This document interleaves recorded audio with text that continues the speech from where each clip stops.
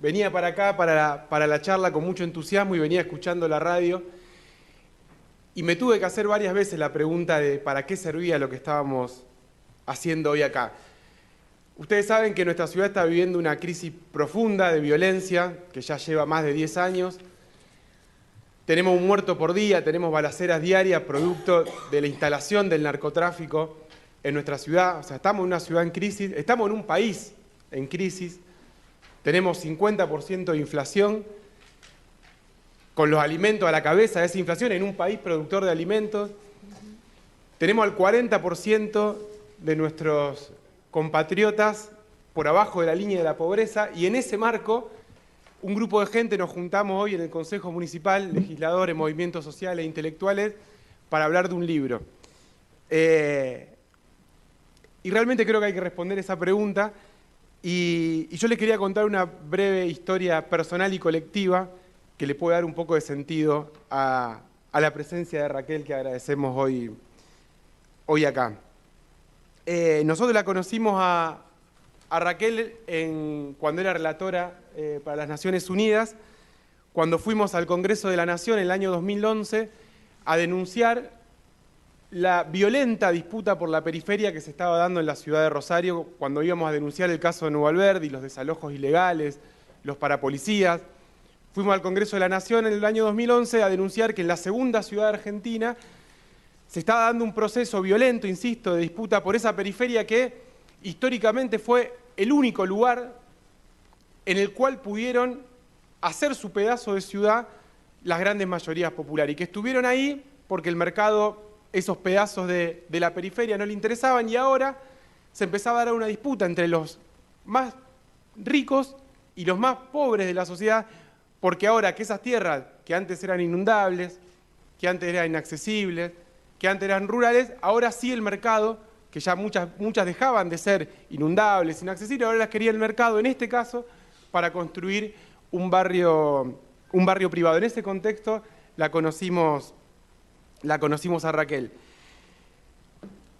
Y en ese momento nosotros decidimos, porque esa disputa realmente estaba muy compleja, un grupo de compañeros decidimos irnos a vivir a ese barrio, a Nuevo Alberdi. Yo, junto a un grupo de compañeros, nos fuimos a vivir al Tambo de la Resistencia, que estaba en el medio de las últimas 500 hectáreas que le quedaban a la ciudad para seguir creciendo. 500 hectáreas es una cantidad de tierra impresionante, es todo el centro de la ciudad de Rosario. Para los que son de acá, 500 hectáreas llevada al macrocentro de la ciudad es el mismo cuadrante que Oroño, Pellegrini y el Parque Urquiza. O sea, todo el centro de la ciudad, ese tamaño de disputa es la que estábamos dando en la periferia de la ciudad, y en el medio había un humilde tambo funcionando hace 40 años, cuando esas periferias producían alimentos. Nos fuimos a vivir ahí porque había que poner el cuerpo, pero la verdad que no sabíamos muy bien cómo iba a terminar esa guerra por los lugares, que no sabíamos que tenía ese nombre. No sabíamos cómo iba a terminar, pero nosotros estamos convencidos que había una causa justa y que merecía la pena ser dada. Y recuerdo particularmente una noche en ese tambo, viviendo en ese tambo, una noche muy fría, de hecho era el primer invierno, nuestro primer invierno en el Tambo de la Resistencia, y recuerdo estar leyendo una noche en la cama un texto de Raquel. Recuerdo que era muy fría porque la noche anterior se había congelado el agua del perro, que estaba adentro de la vivienda donde vivíamos, porque vivíamos en un container marítimo, que fue la solución material que encontramos para esa disputa, y hacía mucho frío. El día anterior, nuestro primer invierno, se había congelado el agua del perro adentro, así que imagínense el frío que hacía. Y ahí, 5 compañeros que estábamos viviendo ahí, en el medio de parapolicías, de intentos violentos de desalojo, leyendo el libro el texto de Raquel, me ayudó a entender por qué estábamos luchando. Yo sabía por qué estábamos peleando, porque querían desalojar un montón de familias, estábamos peleando por un barrio, porque no lo desalojen, porque querían construir un barrio privado, por una unidad productiva, pero leyendo a Raquel, la lucha tomaba otra dimensión. Porque uno terminaba de entender las raíces profundas por lo que estaba luchando, y ese es un segundo grado de la conciencia cuando uno pelea. No solamente está peleando por lo inmediato, sino que ve que su lucha está en un contexto mucho más amplio, que no éramos los únicos que estábamos peleando por eso, que lo que nos estaba pasando en ese pedazo de la periferia de la ciudad de Rosario estaba pasando a muchos otros. Y algo más importante todavía, otros y otras habían luchado antes. Y más importante todavía, estaban luchando en ese mismo momento que nosotros estábamos luchando en un pedacito de la periferia de la segunda ciudad argentina. En ese mismo momento en Brasil, en Venezuela, en Chile, había otra gente luchando por lo mismo. Y eso, aunque les parezca raro, lo que nos generaba, lo que me generaba a mí, era dar una perspectiva histórica a la lucha y era, fundamentalmente, sentirnos menos solos y sentirnos más acompañados en esa pelea, sentir que quizás se podía ganar esa guerra, o por lo menos que no estaba perdida de antemano y que valía la pena pelear por eso. Mañana, con Raquel y con las compañeras de la Fundación Rosa Luxemburgo, a las que agradezco profundamente toda esta movida, vamos a ir 10 años después a ese mismo tambo donde estaba leyendo ese texto, porque ganamos. Y vamos a recorrer, junto con Raquel, un montón de lugares donde muy pronto va a empezar el proceso de integración sociourbana más grande de la Argentina. En ese momento, ese texto sirvió para mantener viva esa llama de la esperanza y de que puede ser diferente y que la historia no está escrita. Por eso, luchar vale la pena siempre. Y yo quería resaltar hoy, para darle la palabra a Raquel, dos ideas que me parecen fundamentales en este tiempo que nos está tocando vivir. Una es una idea que ella trabaja de distintas maneras, que es algo así como la comunización, que le llama, que es la lucha por la transformación en común de lo que hoy es privado o lo que es propiedad privada del Estado, o sea, que no está bajo el control de la gente. Que no está bajo el control de la gente. Y esto encaja perfectamente con la historia de Ciudad Futura y con cómo nosotros encaramos nuestras luchas, y yo creo que con un gran desafío que tenemos en este siglo XXI. Creo que es momento de asumir que el mercado fracasó. Todos los que estamos acá, creo que es un punto de acuerdo, el mercado fracasó. Ahora, yo creo que tenemos que asumir, desde los sectores populares, de izquierda, nacional popular, progresista, que el Estado también fracasó. El mercado fracasó, y es políticamente correcto decirlo, pero el Estado también fracasó. Tener 40% de pobre y tener el continente más desigual del planeta nos tiene que llevar a pensar que este Estado que tenemos es un fracaso. Entonces, si fracasó el mercado y fracasó el Estado, y fracasaron básicamente en poder construir un sistema donde entremos, no digo todos, por lo menos la mayoría. O sea, porque el mercado, obviamente, hay gente que se hace muy rica todo el tiempo. Ahora, el mercado claramente no está pudiendo garantizar algo que sea para las mayorías.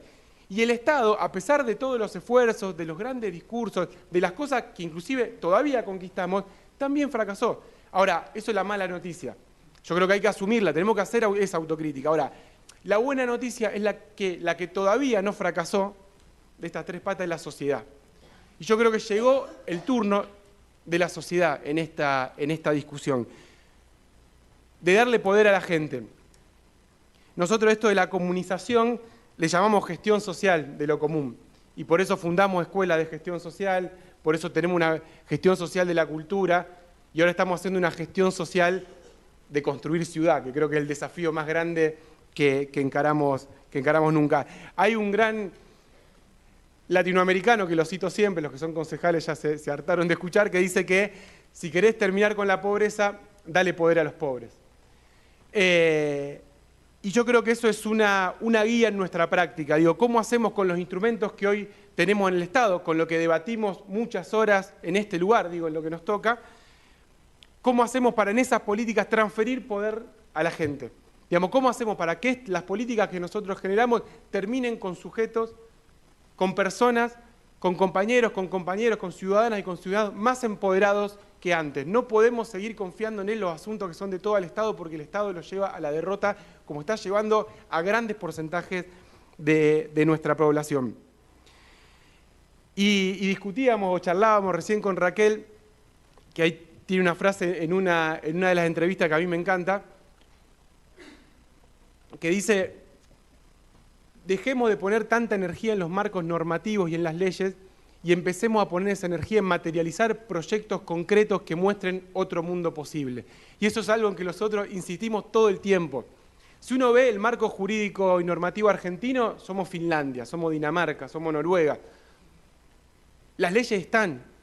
Desde la Constitución hasta la última ordenanza es un mundo maravilloso. Ahora, no hay un poder que haga operativo esos derechos que tenemos consagrados en la ley y el mundo sigue funcionando porque lamentablemente hay derechos que se garantizan y se pone toda la fuerza de la represión del Estado para garantizar ese derecho, como por ejemplo el derecho de propiedad, pero no se pone ni un poquito así de todo ese esfuerzo en garantizar el resto de los derechos, por ejemplo, a tener un lugar para dormir a la noche o un pedazo de comida para comer 3 veces por día.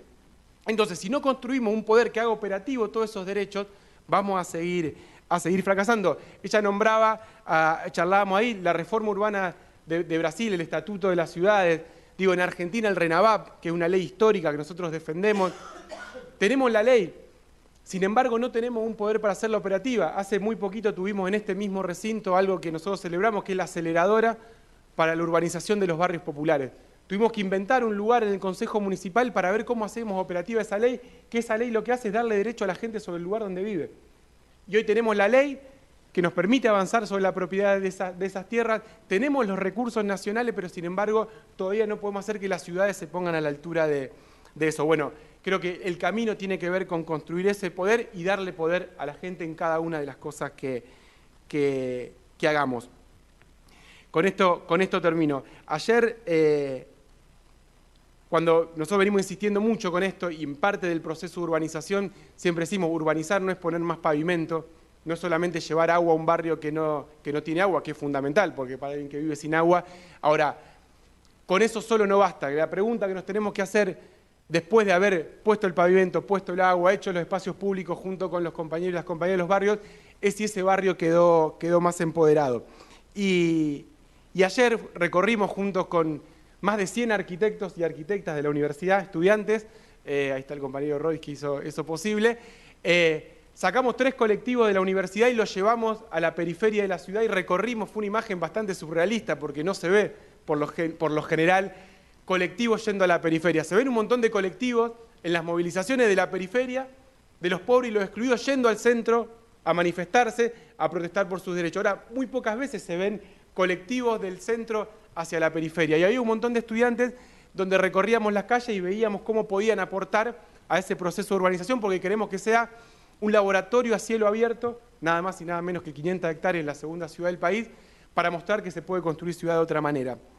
Y Eli, una de las compañeras de la zona rural de Nuevo Alberdi, dijo algo muy sencillo y con voz de pueblo, como decía un compañero nuestro, explicó ¿qué significa esto de empoderar? Una palabra muy de moda, que viene un poco de la academia, que hay muchas maneras de explicarla, y ella con voz de pueblo lo explicó de una manera muy clara que la voy a leer y cerró la asamblea con los cientos de arquitectos. Ella decía, por ahí la palabra empoderar, cuando a alguien le escucha en algunos lugares como le genera ruido, le parece rara. Ella dice, nosotras ya no tenemos miedo, estamos empoderadas.